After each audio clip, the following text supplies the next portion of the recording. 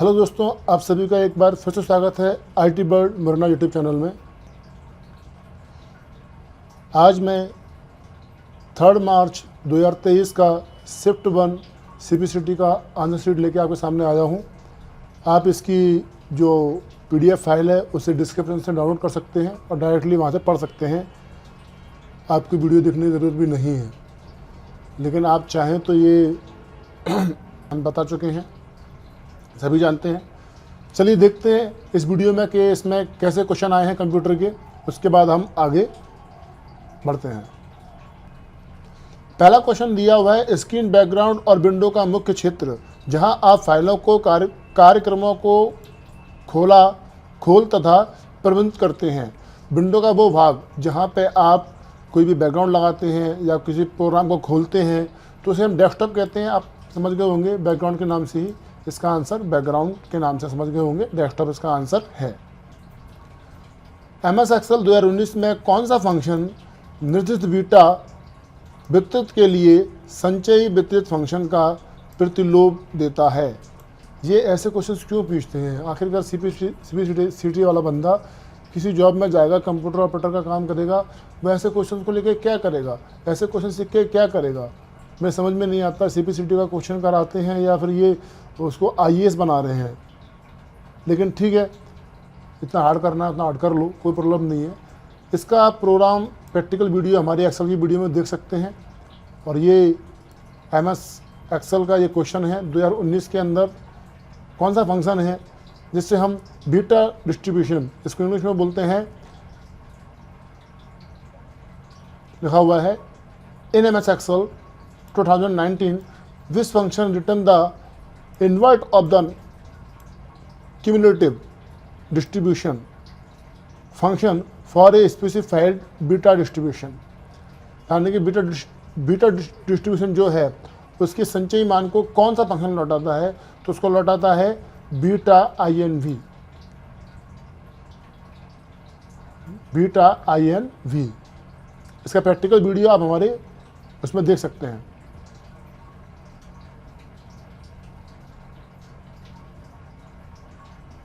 अगला क्वेश्चन, एक typewriter device की तरह होता है जिसका प्रयोग कंप्यूटर में किसी कंप्यूटर प्रणाली में अक्षर को टाइप करने के लिए करते हैं। समझ गए होंगे आप, सीधा सा पूरा क्वेश्चन पढ़ने की ज़रूरत नहीं है मुझे, समझ गए होंगे। इसका आंसर कीबोर्ड है। सी भाषा में डिवीज़न अरिथमेटिक ऑपरेटर के लिए आपको डिवाइड करना है तो सी लैंग्वेज में डिवाइड का चिन्ह यूज़ किया जाता है, A/B। किसी भी लैंग्वेज में डिवाइड का चिन्ह लगाया जाता है। आप कंप्यूटर में इस तरीके से चिन्ह प्रोग्रामिंग में नहीं लगा सकते, ठीक है? तुम कैसे लगाते हैं? A/B ऐसे लगाते हैं। इसका आंसर ये डिवाइडर का चिन्ह। एक टेक्स्ट डॉक्यूमेंट को क्रिएट करने के लिए, संपादित करने के लिए, फॉर्मेटिंग करने के लिए, स्टोर, रिट्रीव या प्रिंट करने के लिए कुल मिलाकर एक शब्द इस्तेमाल किया जाता है, उसे हम वर्ड प्रोसेसिंग सॉफ्टवेयर कहते हैं। इसमें से कौन सा एक कंप्यूटर का मूलभूत कार्य है? तो कंप्यूटर का काम देखिए, इनपुट करना केवल नहीं, दोनों काम करता है। तो इनपुट लेना, प्रोसेस करना और आउटपुट देना, स्टोर करना भी होता है, सारे काम करता है। तो ये बिल्कुल सही आंसर है। मैं आपको एक ट्रिक बताता हूँ CPCT के लिए कि यदि आप कोई एग्ज़ाम दे रहे हैं CPCT का और उसमें आपको आंसर नहीं पता है, इसका आंसर तो हमको मालूम था, आपको आंसर नहीं पता है, तो आप उसमें देखिए सबसे लंबा जो आंसर दिया हुआ है आप उसको बिना देखे, बिना सोचे समझे टिक कर दो, तो आपका वो आंसर सही हो जाएगा, है ना? ये एक ट्रिक है। सिर्फ इसलिए मैंने देखा है कि ज़्यादातर जो क्वेश्चन आते हैं उनमें 100 में से 90% मैंने केसेस में देखा है जो लंबा लिखा होता है वो आंसर सही होता है। तो आप उसको टिक करें जब समझ में नहीं आ रहा है तब। ऐसा नहीं कि हर बार टिक कर दें। समझ में नहीं आ रहा है, आपको पता नहीं है कि क्या करना है इसका आंसर, तो आप उसमें लंबा वाला जो ऑप्शन है वो लगा दो, तो हो सकता है कि आपके वो सही निकल जाए और आपका वो नंबर मिल जाए, ठीक है? कई बार ये भी देखा है कि लंबा वाला क्वेश्चन जो है गलत निकलता है, लेकिन अधिकतम सही निकला है। यूनिक्स में जानकारी व्यवस्थित करने के लिए उपयोग की जाने वाली बेसिक यूनिट को क्या कहते हैं? तो जाहिर सी बात है, यूनिक्स हो या कोई भी कंप्यूटर हो, जानकारी जो सेव की जाती है वो सिर्फ सेव होती है फाइल के अंदर। रोम के अलावा डैश से भी बैटरी बैकअप के साथ पारंपरिक वोल्टेज रैंडम एक्सेस मेमोरी शामिल होती है, जिसे बायोस मेमोरी। तो रोम के अलावा क्या होता है? रोम के अलावा जिसे अपन बोलते हैं गैर वॉलेटाइल्स रैंडम एक्सेस मेमोरी, यानी कि non volatile random access memory से बोलते हैं। तो रैम के अलावा होती है वो, उससे रोम होता है, ठीक है। तो रोम मतलब हो गया आपका non volatile random access memory, उसे रोम का ही जो नाम है।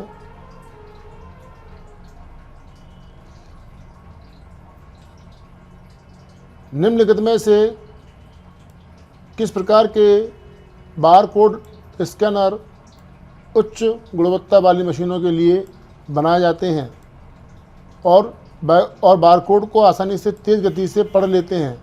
तो वो क्या होता है? उसको दोस्तों हम बोलते हैं वास्प स्कैनर। उसे क्या कहते हैं हम? वास्प स्कैनर कहते हैं, जो बारकोड को पढ़ने का काम करता है तेज़ गति से, बहुत ही फास्ट गति से। बायोमेट्रिक स्पूफिंग एक ऐसी विधि है जिसके तहत किसी व्यक्ति की अद्वितीय बायोमेट्रिक विशेषताओं का एक नकली मॉडल तैयार किया जाता है। तो इसे हम बोलते हैं अपन भ्रमित, कन्फ्यूजन बोलते हैं। एक नकली बायोमेट्रिक तकनीक बन जाती है।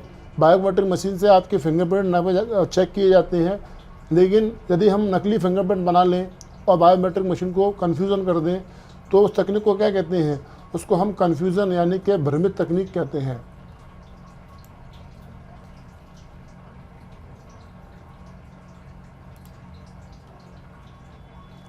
निम्नलिखित में से कौन सा मदरबोर्ड का एक महत्वपूर्ण घटक या कंपोनेंट है जो सीपीयू के विभिन्न बसों, मतलब जो बस होती है कंप्यूटर में, मदरबोर्ड में, बसों और अन्य बाहरी घटकों को जोड़ने का काम करता है, उसका इंटरफेस का काम करता है। तो बस को जोड़ने के लिए मदरबोर्ड में चिप लगाए जाते हैं, तो चिप सेट का इस्तेमाल किया जाता है। यहाँ पे लोग सर्किट समझेंगे, सर्किट तो बस होती ही है ना। तो जो सर्किट है उसको बस ही कहते हैं अपन, तो सर्किट आंसर नहीं होगा, इसलिए इसका आंसर जो है वो है चिप सेट, क्योंकि चिपसेट जो मदरबोर्ड होता है वो चिपसेट ही माना जाता है। इसके अंदर सर्किट्स होती हैं टेढ़ी मेढ़ी, उन्हें बसेस कहते हैं, ठीक है दोस्तों।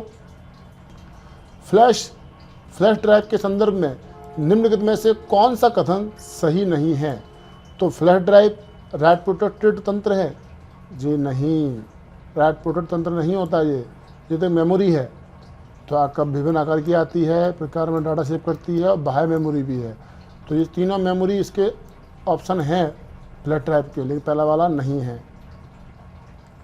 ग्राफिक टेबल को एक नाम से जाना जाता है, most important question. Graphic table को हम टैबलेट भी कहते हैं या डिजिटाइजेशन भी कहते हैं, डिजिटाइज़र भी कहते हैं, ठीक है ना। तो इसको अपन टैबलेट या डिजिटाइज़र भी कहते हैं, डिजिटल पैड भी कहते हैं। कंप्यूटर संख्या शब्द वीडियोग्राफिक्स और संगीत सहित अपने डाटा के हेर फेर करने और उसे स्टोर करने के लिए सिस्टम का उपयोग करता है। किसका इस्तेमाल करता है? कंप्यूटर डाटा को लेना, दूसरी जगह पहुंचाना, उसको हेर फेर करना, उसके लिए बसेस का इस्तेमाल करता है। किसका इस्तेमाल करता है? बसेस का। तो कौन सी बस होती है वो? बस 2। कौन सी होती है? ठीक है।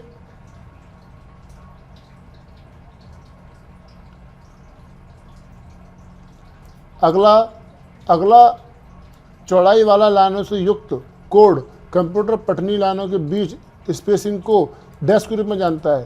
तो जो लाइनें होती हैं बारकोड में ऐसे करके पतली पतली, इन लाइनों को स्कैनर पढ़ता है, उसे क्या बोलते हैं अपन? बारकोड बोलते हैं। इसका आंसर है बारकोड। तो चौड़ाई की लाइनें होती हैं आड़ी, एक के नीचे एक, उन्हें पढ़ा जाता है। पठनी लाइनों को क्या बोलते हैं? पठनी लाइनों को हम सॉरी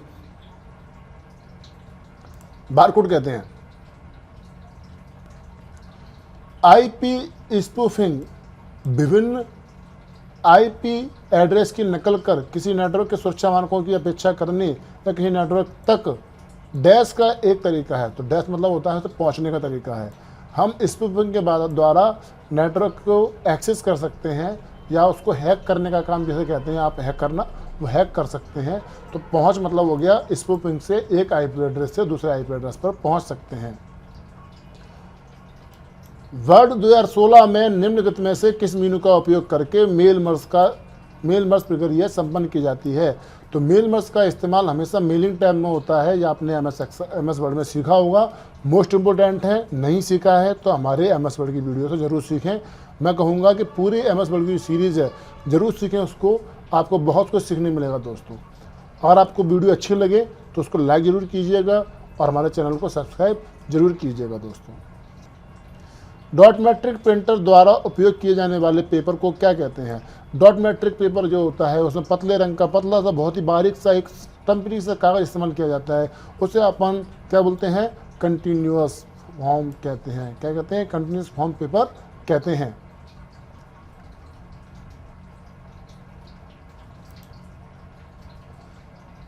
डेज़ीबल प्रिंटर की गति क्या है?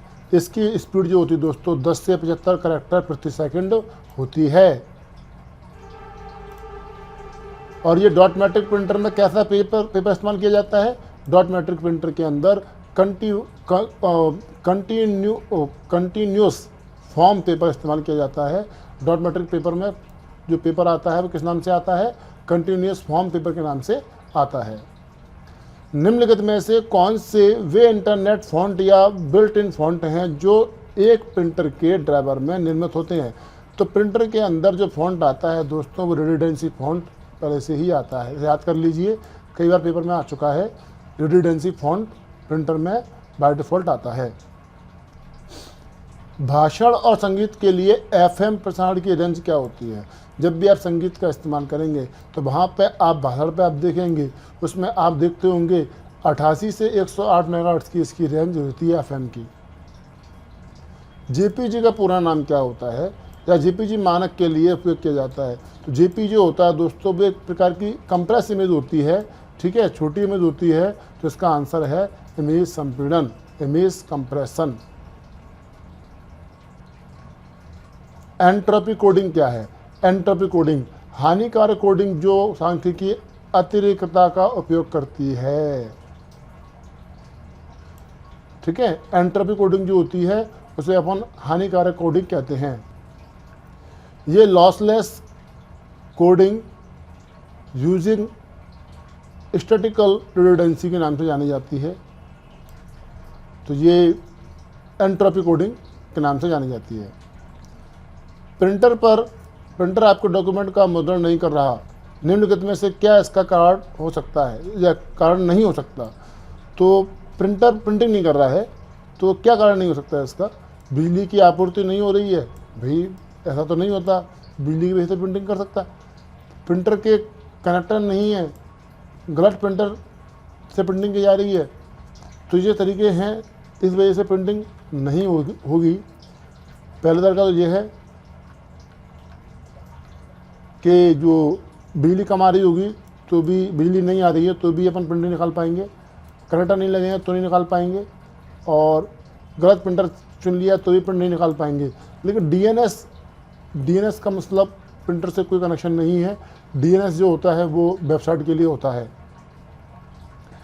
इंटरनेट पर संचार के लिए निम्न में से किस प्रोटोकॉल का इस्तेमाल किया जाता है? इंटरनेट पर हम संचार के लिए TCP/IP प्रोटोकॉल का इस्तेमाल करते हैं या HTTP, ठीक है, HTTP दिया नहीं है तो TCP/IP दिया हुआ है, सबका बाप यही है। प्रोटोकॉल के संदर्भ में NTP का पूरा नाम क्या होता है? इसको हम बोलते हैं नेटवर्क टाइमिंग प्रोटोकॉल। क्या बोलते हैं? Network timing protocol. ये फुल फॉर्म आपको याद करना पड़ेगी, ऐसे समझाने का क्वेश्चन नहीं है, ये याद ही करना पड़ेंगे। क्रैक अटैक कम्युनिकेशन साइट को डैश सीक्रेट कीज के एकाधिक उपयोग के लिए बात करने से संबंधित अटैक है। तो दोस्तों क्रैक क्या होता है? क्रैक मतलब होता है जब किसी कंप्यूटर को हैक करते हैं ना, आप हैकर बोलते हैं, तो हैक कोई गैरकानूनी चीज़ नहीं है, लेकिन क्रैकिंग करना एक गैरकानूनी चीज़ है। तो इसमें क्या करते हैं, इस कम्युनिकेटर में साइट को समान सीक्रेट कीज के द्वारा, किसके द्वारा? समान सीक्रेट कीज के द्वारा एकाधिक उपयोग के लिए बात कर दिया जाता है। कंप्यूटर के फाइल सिस्टम का उपयोग डैश के लिए करते हैं। तो फाइल सिस्टम कंप्यूटर में जो होता है वो इन्फॉर्मेशन को स्टोर करने के लिए करते हैं ताकि डाटा को वहाँ से अपन प्राप्त जल्दी जल्दी कर सकें। यूपीएस ऑनलाइन डबल रूपांतरण प्रणाली से कम महंगे होते हैं। तो कौन से वाले यूपीएस? उन्हें बोलते हैं लाइन इंटरेक्टिव। क्या बोलते हैं उनको? Line interactive. निम्नलिखित में से कौन सा मिनी डिम कनेक्टर है जिसका उपयोग कीबोर्ड माउस को पीसी कॉम्पैक्ट कंप्यूटर से जोड़ने के लिए किया जाता है? तो इसका आंसर है पीएस पोर्ट होता है, जो कि हमेशा इस्तेमाल किया जाता है कीबोर्ड माउस को जोड़ने के लिए। PS2 के नाम से आता है। और एक USB, 2 पोर्ट आते हैं हमेशा। एक USB पोर्ट आने लग गया आजकल प्रिंटर के अंदर, सॉरी कीबोर्ड के अंदर। पहले आता था PS2। कौन सा आता था? PS2 पोर्ट आता था।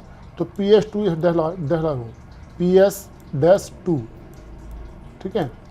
तो ये PS2 पोर्ट है कीबोर्ड माउस का, पहले आता था, लेकिन अब आता है इसकी जगह पे USB पोर्ट। जेटाबाइट जो होता है वो 1024 हेक्साबाइट के बराबर होता है। आजकल देखिए, पहले टीवी तक क्वेश्चन आते थे, लेकिन अब उन्होंने जेटाबाइट तक पूछ लिया है। तो इसकी यूनिट को आप बड़ा याद कीजिए भाई, है ना। पहले टीवी तक आता था पेपर में, अब टीवी से ऊपर पूछा गया है। टीबी, हेक्साबाइट, जेटाबाइट, पेंटाबाइट सब पूछ लिया गया उन्होंने, है ना। तो ये जेटाबाइट पूछा गया है। जेटाबाइट होता है वो आपका 124 हेक्साबाइट के बराबर होता है। निम्नलिखित में से कौन सा एक प्रकार प्रोटोकॉल है जो किसी कंप्यूटर को स्थानीय कंप्यूटर से कनेक्ट करने में सक्षम बनाता है? तो प्रोटोकॉल जो होता है प्रिंटर को जोड़ने ऐसा प्रोटोकॉल जो कि स्थानीय जोड़ने के लिए, यानी कि रिमोट लॉगिन के लिए इस्तेमाल किया जाता है। रिमोट लॉगिन के लिए एक ही प्रोटोकॉल होता है, वो है टेलनेट। गूगल कैलेंडर लैब्स में डैश का प्रयोग गूगल डॉक्यूमेंट, स्प्रेडशीट या प्रेजेंटेशन संलग्न के लिए किया जाता है। तो गूगल डॉक्यूमेंट कैलेंडर जो होता है उसमें हम क्या करते हैं, अपने इवेंट को अटैच कर सकते हैं। फंक्शन अटैच, फाइल अटैच या फोल्डर अटैच। फोल्डर तो करते ही नहीं है। फंक्शन अटैच करने का मतलब वही है इवेंट, तो इवेंट ही बोलते हैं। फाइल अटैच नहीं कर पाते, तो इसका सही आंसर है इवेंट अटैचमेंट के लिए किया जाता है। MS वर्ड 2019 में डॉक्यूमेंट में निम्न में से कौन सी गटर स्थिति सही से नहीं है? तो गटर 2 प्रकार के होते हैं, लेफ्ट और टॉप। तो इसमें देखिए, top margin, side margin, inside भी होता है मिरर वाले में। तो ये बॉटम मार्जिन नहीं होता। बॉटम मार्जिन बिल्कुल सही है, ये नहीं होता है, ठीक है, ये वाला नहीं होता। MS वर्ड 2016 में किसी डॉक्यूमेंट के लिए होने से पहले पृष्ठ देखने या समायोजन करने के लिए निम्नलिखित में से किस विकल्प का उपयोग किया जाता है? यदि आप प्रिंट करना चाहते हैं, प्रिंट करने से पहले आप देखना चाहते हैं उसका प्रीव्यू कैसा आएगा, तो उसे प्रिंट प्रीव्यू कहते हैं दोस्तों, प्रिंट प्रीव्यू कहते हैं। एक्सेल 19 में जब ऑटो करेक्ट ऑप्शन एक वांछित सुधार करता है तो इसे डैश दबाकर पूर्ववत किया जाता है, यानी सही कर लिया जाता है। तो कंट्रोल Z के द्वारा उसे अंडू कर लेते हैं अपन। आपने लिखा स्मॉल a, तो वो ऑटोमेटिकली कैपिटल A में कन्वर्ट हो गया। आपको लिखना स्मॉल e था, तो क्या करते हैं उसे अपन कंट्रोल Z से अंडू कर देते हैं, यानी कि पूर्ववत रूप में ले आते हैं। MS वर्ड में डॉक्यूमेंट के सभी किनारों पर कौन सी मार्जिन स्टाइल 1 इंच खाली छोड़ती है? तो 1 इंच का गैप, जो आपका पेज है चारों तरफ जो 1 इंच का गैप छोड़ा जाता है वो नॉर्मल स्टाइल में रहता है, और ये बाय डिफ़ॉल्ट स्टाइल होती है। इंडेंट को हटाने के लिए क्या करते हैं? कौन सा क्रम सही है? आपने बराबर में इंडेंट लगा दिया तो Ctrl+Q, कौन सी Q? Ctrl+Q से इंडेंट को हटा सकते हैं, लेकिन यहाँ पे स्टेप दिए गए हैं। सबसे पहले क्या करेंगे? सबसे पहले हम कर्सर को कहाँ ले जाएंगे? पैराग्राफ की लाइन पे। तो पैराग्राफ की लाइन के आरंभ में रखेंगे। उसके बाद हम क्या करेंगे?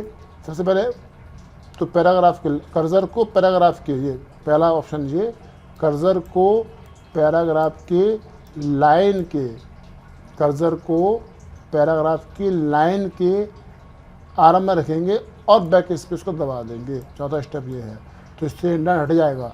तो एक यानी कि B, A, D और B कहाँ पर है? ये है BADC, सॉरी। तो ये सही है, पहला वाला ऑप्शन एकदम करेक्ट है।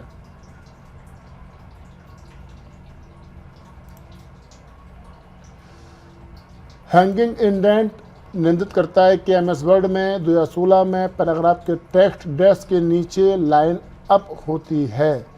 तो लाइन अप किसके नीचे होती है? यदि हम हैंगिंग इंडेंट लगाते हैं तो किस लाइन के नीचे लाइन अप होती है? पहली लाइन के नीचे लाइन अप हैंगिंग इंडेंट होता है। तो पहली लाइन आगे आएगी, बाकी सब पीछे से आएंगी इस तरीके से। तो आपको कौन सा इंडेंट होता है? हैंगिंग इंडेंट होता है। आपको इंडेंट के बारे में नॉलेज नहीं हो तो आप एमएस वर्ड की वीडियो देखिए हमारी, वहाँ पे आप इंडेंट के बारे में बताएंगे। और अगर नहीं मिलती है वीडियो तो हमको आप कमेंट करें, मैं आपको पर्टिकुलर उसी की वीडियो बना कर डाल दूंगा कि इंडेंट होता क्या है। ओके दोस्तों,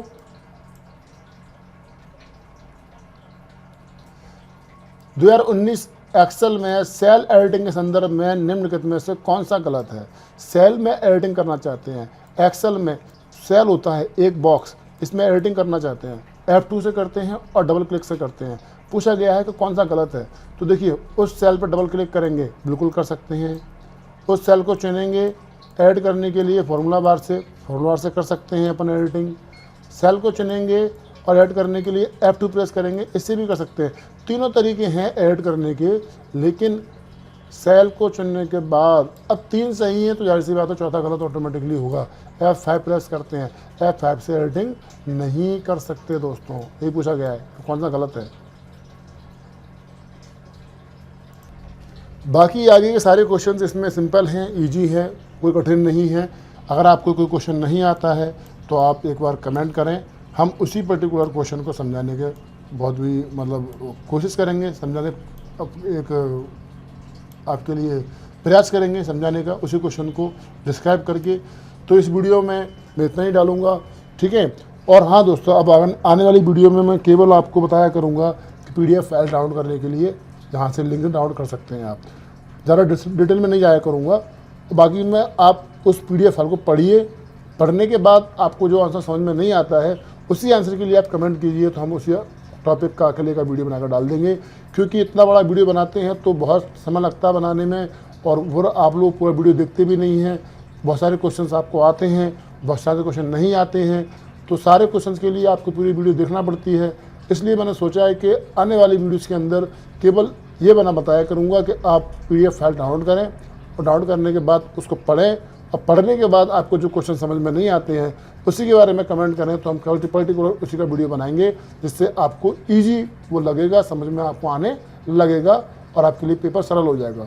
हो सकता है किसी को 2 क्वेश्चन नहीं आते हो, किसी को 3 नहीं आते हो, किसी को 1 नहीं आता हो, तो हमारी वीडियोस कम बनेंगी और आपके पास भी डाटा उतना ही पहुँचेगा जो आपके काम का होगा। आपको पूरा वीडियो नहीं पढ़ना पड़ेगा, पूरा वीडियो नहीं देखना पड़ेगा, तो आपका समय बचेगा और हम इस समय को यूटिलाइज कर सकेंगे और कुछ सीखने में दोस्तों। ठीक है दोस्तों, मिलेंगे अगली वीडियो में, तब तक के लिए good luck and good bye.